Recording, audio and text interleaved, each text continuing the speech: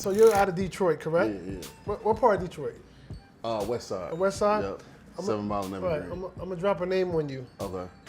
T. Stuckey. You know T. Stuckey? Yeah, very, very well. That's yeah. my cousin. Okay. Wow. T. Stuckey name? T. Stuckey. His name holds weight in the D. Right. Puritan Avenue, PA. Yeah, man. that's my cousin. Yeah. T. Stuckey. Every time somebody from Detroit, I ask them, do they know him? Everybody know him. It's not too many people. Yeah, he's a legend out there. Yeah. He's a legend. Yeah, he's definitely a legend out there. So, walk me through this. Okay. Growing up in Detroit, before you even got into music, what made you want to get into hip hop? Like, what did you hear? Where were you? Like, what was that defining moment when you said, "Hey, I want to do that"? I think my mother brought me a Run DMC tape. You know what I'm saying? Then I started off like that, and then I just well, actually, my music teacher, I was in the Glee club. You know what I'm saying? I couldn't sing. You? Yeah, I was in the Glee club. I couldn't sing. I was terrible as fuck, and he wanted me to rap. He was looking for somebody to do this rap for Dr. Martin Luther King. Okay. And I did the rap, and then after that, it was just on from there. Right. I just started rapping, man. So basically, Run DMC technically got you into. Yeah. That was your first exposure to hip hop. Yeah. Yep. That's back in the day when my name was Right. Disaster Mass Murderer. Disaster. That was my first rap name. For some reason, if I see you in the news, God forbid, I'm not gonna be surprised. That's some crazy. But yeah, that's about right. That sounded about right. Oh man. Right up there. So what I want to know, and all the fans want to know that we got you here. How did you meet Marshall? Yeah, the white boy. The white boy. Yeah. Okay. Yeah. How did we meet the white boy? I met Eminem at the hip hop shop. Okay. In Detroit. Yep. Yeah. Okay. Detroit, the hip hop shop. It was his. I mean, y'all remember this clothing designer named Malone. Maurice Malone. Maurice Malone. Yeah. He had a little shop back then, and he used to throw battles on Saturdays. Right. So Proof was the host, and he just kept telling me, "Oh, it's this white boy named Marshall. He's a champion. He was a king. He was like a legend. Like nobody had never seen him before, and he would just come just to battles, and the battles was like every 6 months. Right. He would have his hat down low, his hoodie on, stay in the back, and then like he was a champion. So he heard me, he liked me, so we ended up doing some songs, and he just kind of took me in like his little brother. Right. Yeah. And that's how y'all met. Yeah. So you were the first quote unquote member of the crew of D12. Who was the first member? Well, Was it simultaneous? D12 was a group that Proof started. Okay. You know what I'm saying? And the object basically was like an all-star team. Like, we're gonna get the best rappers in the city and put them in this group. So the rappers that we got were in other groups already. Okay.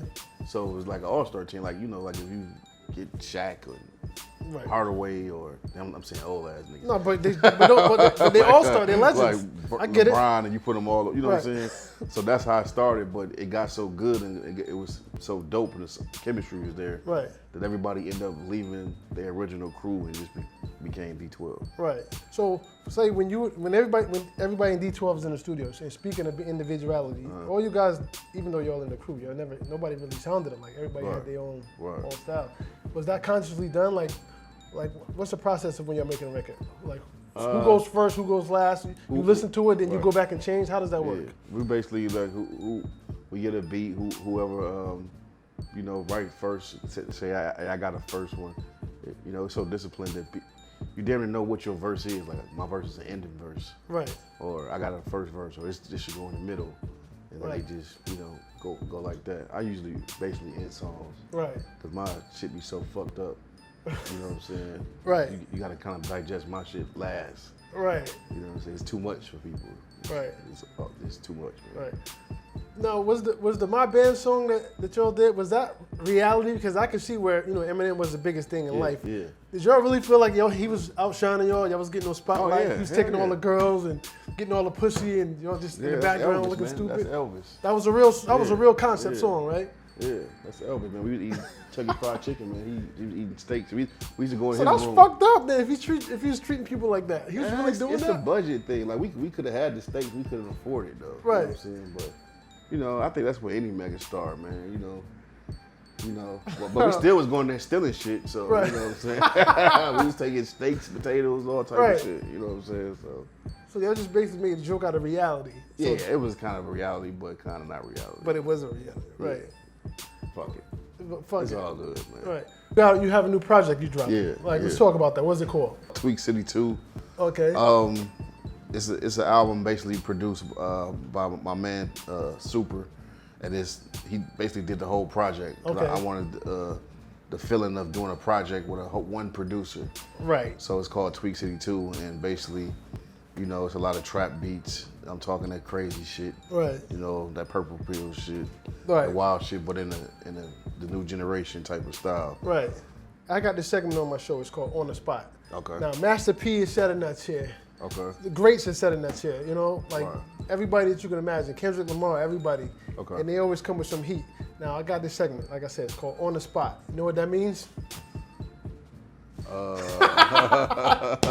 That means you're on the spot. It's bizarre, man. DJ Thorough. This is 50.com. We need to hear a little something, some bars, man. I need to hear some of that Detroit shit. Let's go. When I be smoking blunts, I be getting bliss. I'm on Oxycontin, all type of drugs.